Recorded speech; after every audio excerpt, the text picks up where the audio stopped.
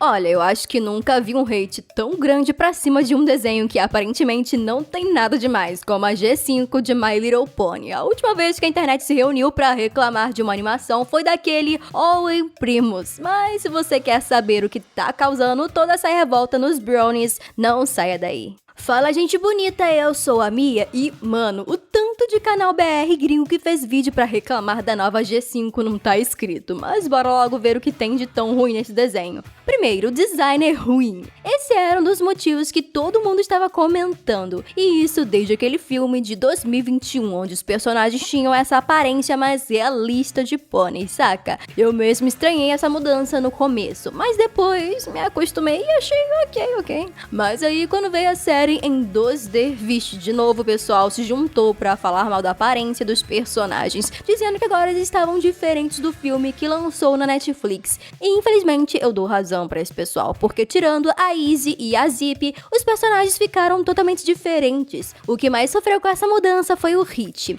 que de bonito foi pra isso.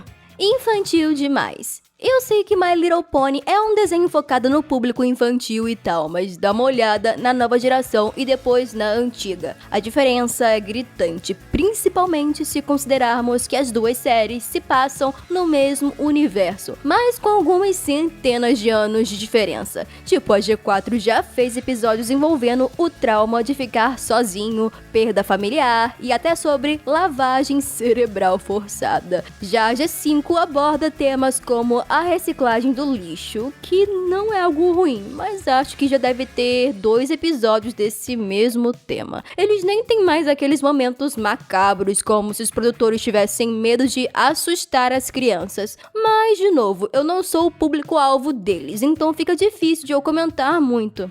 Incoerência com a G4. Mano, eu nem sei por onde começar. Sabemos que a nova geração é uma continuação da G4, só que às vezes o desenho não parece respeitar toda a lore que foi construída no Amizade é Mágica. Por exemplo, no episódio Noite da Lareira Calorosa, é mostrado que quando as 3 tribos de pôneis não paravam de discutir e de se odiarem, todo o reino foi infestado de wendigos, ou ventanosos na dublagem brasileira. E como vimos no filme da G5, todos os pôneis viviam em desarmonia com as outras tribos e até com eles mesmos. Então, por que os wendigos não apareceram para assombrar as terras desses pôneis? Estranho, né? E eu sei que tem muitas outras incoerências na lore da G5, então se quiser adicionar outros pontos que a G5 ignorou completamente, escreva aqui nos comentários que eu vou adorar saber.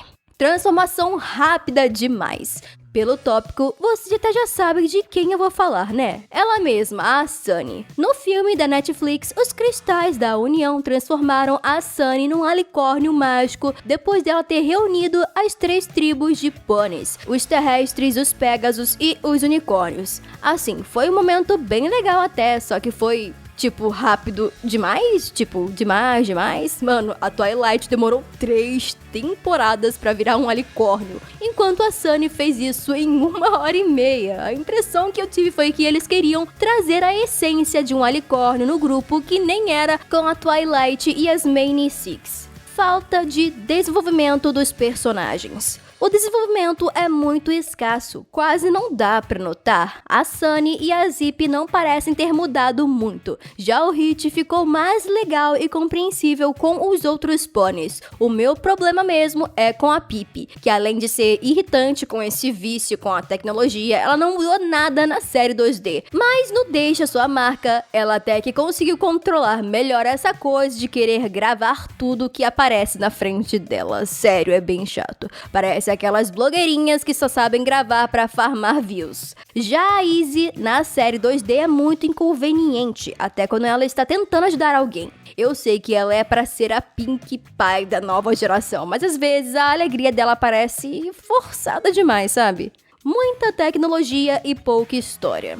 Sério, tem episódios que são focados na Pippi surtando por causa das redes sociais ou por causa de algum vídeo que tava fazendo sucesso e foi deletado. Tipo, é literalmente sobre isso. Tem também muita referência sobre as redes sociais, como o próprio YouTube. E eles até usaram tradutores pra se comunicarem com os Breezes, sendo que eles têm uma Fluttershy da vida, que é o Hit. A G5 só faz isso pra tentar se encaixar no novo público moderno, como se as crianças fossem ver os pôneis usando smartphones e fosse pensar, e lá, esse pônei usa um celular top de linha igual o meu. Agora me diz, eu tô certa ou vocês acham que eu exagerei um pouquinho?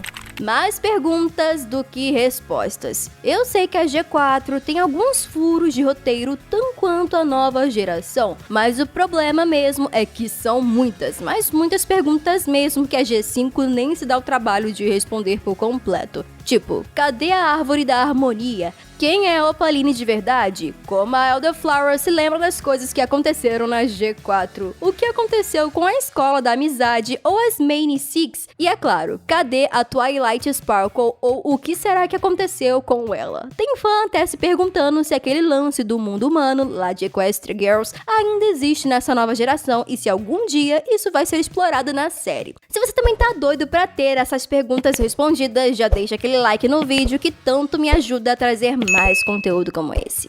Sem inimigos marcantes. Não é muito legal ficar comparando as duas obras, porque a G5 ainda é muito recente. Mas cara, desde o primeiro episódio da Amizade é Mágica, várias criaturas e inimigos foram introduzidos na série, principalmente os mitológicos, como as sereias, os dragões, os minotauros e muitos outros, sem contar os chefões marcantes, como a Nightmare Moon, o Rei Sombra, a Chrysalis e por aí vai. Enquanto isso, na nova geração só tivemos a Opaline como vilã principal da série, mas que já foi derrotada 2 vezes, uma no 2D e outra no 3D. E a Allura, que é um leopardo alado. Fora isso, até a data desse vídeo não teve quase nada inovador no quesito vilões marcantes. Roteiro fraco. Não sei se vocês tiveram essa mesma impressão, mas eu tenho pra mim que a G5 não tá sabendo pra onde ir. Tipo, parece que eles querem contar uma nova história ao mesmo tempo que eles não conseguem largar da G4 por ser o fanservice que ainda fez a série ficar de pé.